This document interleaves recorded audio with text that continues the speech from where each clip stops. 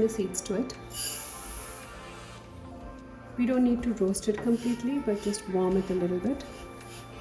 Now we'll turn off the heat. Now add the sesame seeds into the mortar and we will lightly crush it with a pistol. You don't need to make it a powder. We're just trying to release the flavor. Now this is done. You can see the sesame. It's just the flavor has started to release. We can smell a good aroma.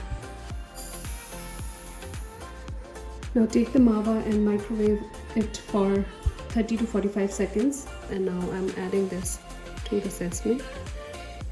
Also, I will add sugar and cardamom powder. We'll give it a mix. Now to make the laddoos or balls, we will take a spoonful of the mixture and press it in your hands. Press it gently from the top and add a raisin in the middle.